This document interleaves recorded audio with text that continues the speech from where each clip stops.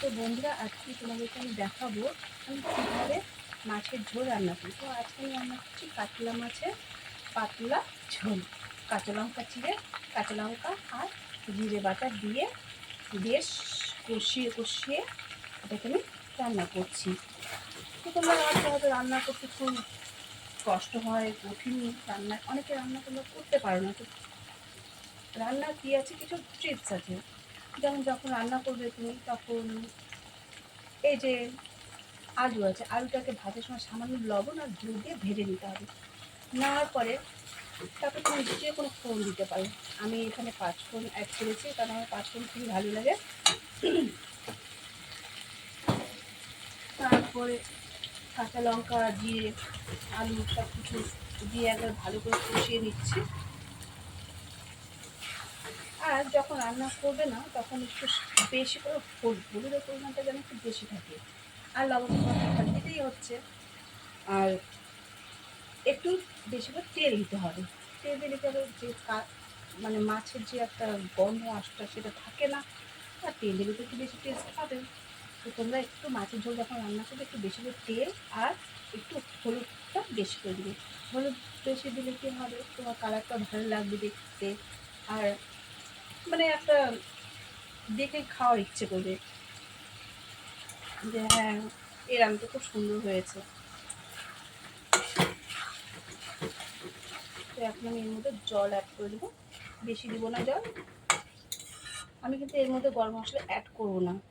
গরম মশলা অ্যাড করবো না এই জন্যে, কারণ এটা কাঁচা লঙ্কা ছিঁড়ে রান্না হচ্ছে। তো যখন আমি গরম মশলাটা অ্যাড করবো, তখন এই যে কাঁচা লঙ্কার যে ফ্লেভারটা আছে সেটা একদম নষ্ট হয়ে যাবে। একটু জল দিয়ে দিলাম যেন মাছটা ফোটে। ওই 5 মিনিটের মতন আমি মাছ দিয়ে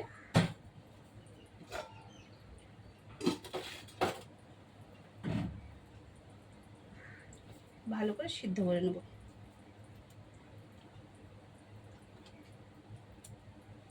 আমরা তো 3 জন, তো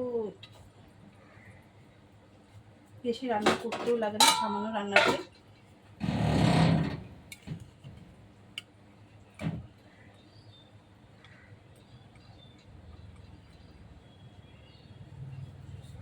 একদম লো হিটে রান্নাটা করতে হবে। রান্না করার সময় সব সময় লো হিটে রান্না করতে হবে। লো হিটে রান্না করলে তোমার রান্নাটা খুব সুন্দর হবে। এইভাবে কিছুক্ষণ ফুটুক, আমি ততক্ষণ ঢাকিয়ে দিলাম।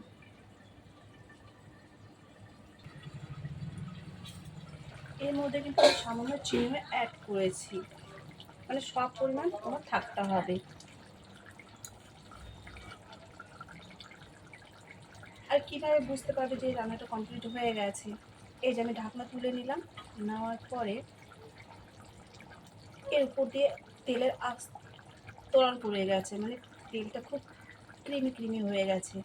তো তোমরা বুঝতে পারবে যে এই রান্নাটা একদম কমপ্লিট হয়ে গেছে।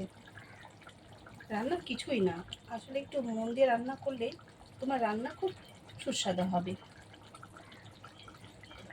তো এখানে শেষ করছি।